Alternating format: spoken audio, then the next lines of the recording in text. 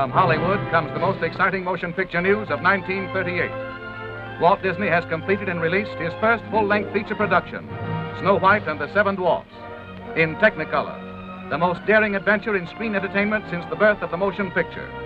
As its credit titles, longest in cinema history, flash across the nation's screens, audiences for the first time realize the tremendous amount of manpower required for the production of this epoch-making animated picture.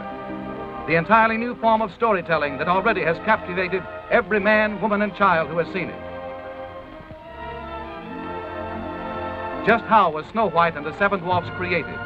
And how are the famous Disney short films made? To give you the answer, we take you behind the closed doors of the famed Walt Disney Studio in Hollywood. Doors usually barred to all visitors. During the past 3 years, the studio staff has grown from less than 300 to more than 700 artists and musicians. They worked in shifts, night and day, to complete this unique experiment in entertainment. Remember as a kid how you made your own movies by drawing little figures on the pages of a pad and flipping the pages to make the figures move? That's the basic principle behind animated pictures today. But that's not all there is to it. First, you need a story. Thinking up funny stories is the job of Walt Disney's writers, gag men, and sketch artists. After much trial and error, several hundred rough drawings illustrating the high points of each story are completed. Let's follow the story into conference, where Walt Disney and his hard-boiled directors look it over. Not a picture, long or short, goes into production without Walt's personal okay.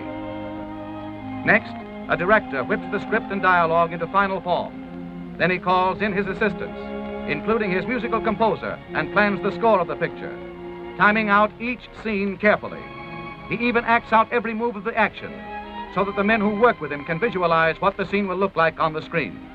Now he sets his expert animators to work, the skilled artists who draw every movement in complete detail, just as you will see it in the theater.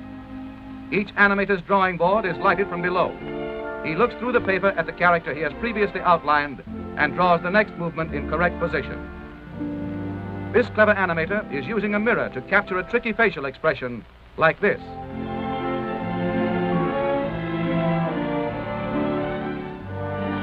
Let's move along to the test camera department. Here the animator's rough drawings are photographed in sequence, one at a time. This film is developed and returned to the animator, who checks to see how good it is by running it in a small projection machine called a moviola.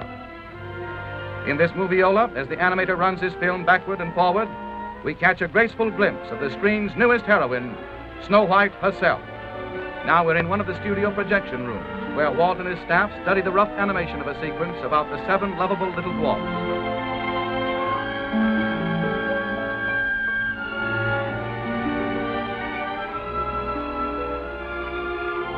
Once they are okayed, the thousands of pencil drawings go to the inking department. Here, hundreds of pretty girls, in a comfortable building all their own, well lighted, air-conditioned throughout, cover the drawings with sheets of transparent celluloids. Then they painstakingly trace every line of every drawing in ink, following exactly in every detail the original animation drawings. Now the picture moves into its final stage, color. In the studio paint laboratory, all colors used are made up from secret formulas. Expert chemists develop more than 1,500 different shades of color for Snow White and the Seven Dwarfs. The inked celluloids next go to the painting department, where more pretty girls apply the final colors on the back. Snow White and the Seven Dwarfs required 250,000 celluloids painted like this one. In another department of the big Disney studio, artists delicately paint the beautiful stage settings for the picture. These backgrounds are done in watercolor. Artists work for months on backgrounds like the interior of the Seven Dwarfs cottage. But the colossal task isn't finished even yet. The celluloids and backgrounds must still be photographed by the master camera in Technicolor. Here the operator puts a Donald Duck celluloid on top of a background as the overhead camera exposes one frame of film. To photograph Snow White and the Seven Dwarfs, this operation had to be repeated more than 500,000 times. Next, the film passes into the hands of technicians, and the sound effects are recorded.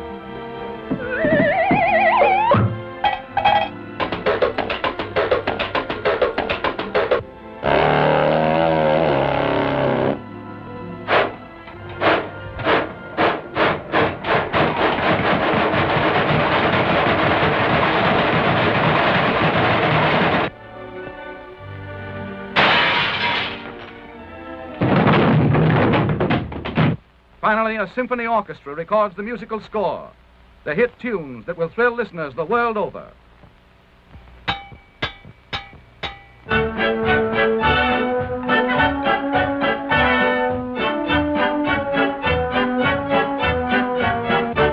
Now comes a crucial moment, the picture's world premiere in Hollywood. Crowds flock to see an animation exhibit set up outside the theater and to enjoy Dwarfland, a miniature village with real dwarfs. When the picture opens at the famed Carthay Circle Theater, every star and executive in the movie colony turns out to pay tribute to the genius of Walt Disney.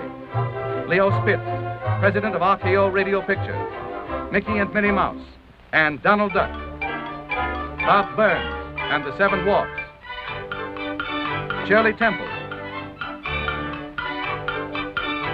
Marlene Dietrich and Doug Fairbanks Jr., Luella Parsons, famous movie critic, and Walt Disney himself to present to the world his greatest achievement. Next day, newspaper and magazine critics rave about Snow White and the Seven Dwarfs, says the usually hard-boiled reviewer of Time magazine.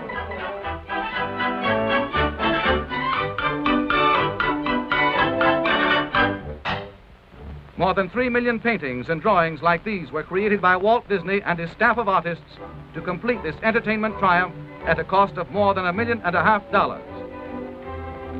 Snow White and the Seven Dwarfs broke every box office record at the Carthay Circle Theater. Audiences universally acclaim it as something entirely new in motion pictures. They love its new and amazing characters. Snow White, warm, human. They thrill to its love story, tender and romantic. They remember its music, its 8 big new song hits. They laugh uproariously at the most amusing characters Walt Disney has ever created, the 7 little dwarfs. But let Walt Disney tell you about them himself. Dwarfs' names fit their personalities. This pompous-looking individual is Doc, the self-appointed leader of the group. And this little fellow is bashful. He's secretly in love with Snow White. And this funny face is Sneezy. He has hay fever. And old Droopy Eyes is called Sleepy. And Happy here with the beaming smile. And old Sourpuss here is Grumpy, the woman hater. And last but not least is Dopey. He's nice, but sort of silly.